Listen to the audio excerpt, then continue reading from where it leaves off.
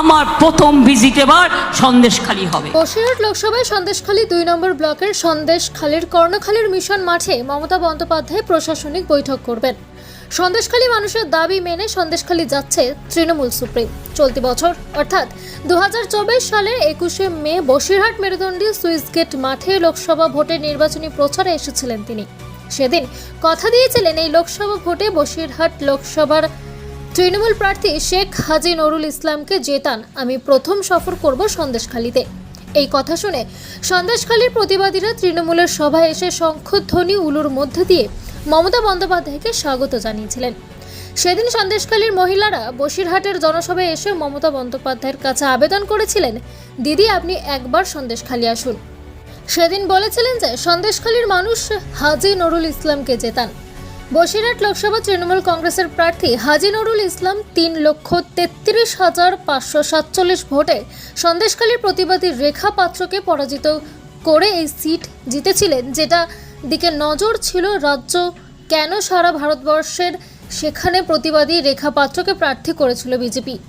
স্বয়ং প্রধানমন্ত্রী সন্দেশখালী প্রতিবাদী রেখাকে শক্তি স্বরূপ বলে সম্মানিত করেছিল, আর সেখানে খোদ বিজেপি প্রার্থী হেরে গিয়েছিল। বসিরহাট লোকসভা কেন্দ্রটি তৃণমূল পুনরায় জিতে বুঝিয়ে দিয়েছিল এখানকার শক্ত ঘাঁটি তৃণমূলের মমতা বন্দ্যোপাধ্যায় কথা দিয়েছিলেন যে আমি সন্দেশখালী মানুষের দাবি মেনে সন্দেশখালীতে যাব, আর সেই কথা রাখলেন। 2024-এর ডিসেম্বর সন্দেশখালীর কর্ণখালী মিশন মাঠে প্রশাসনিক বৈঠক করবেন, তার অপেক্ষায় রয়েছে সন্দেশখালীবাসীরা।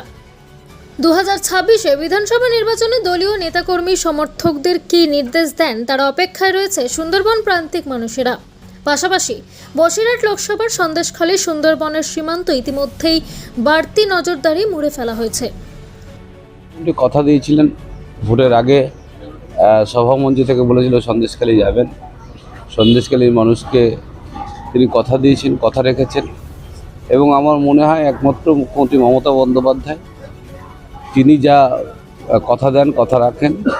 আমরা খুশি হয়েছি সন্দেশখালীর মানুষ, যে আমাদের দীর্ঘদিনের দাবি ছিল যে সন্দেশখালীর এই অপপ্রচার, সন্দেশখালী নিয়ে বিজেপির চক্রান্ত, সব মিলিয়ে মুখ্যমন্ত্রী যে ভালো উদ্যোগগুলো নিয়েছিলেন সেই উদ্যোগগুলো অনেক মিডিয়ায় দেখায়নি।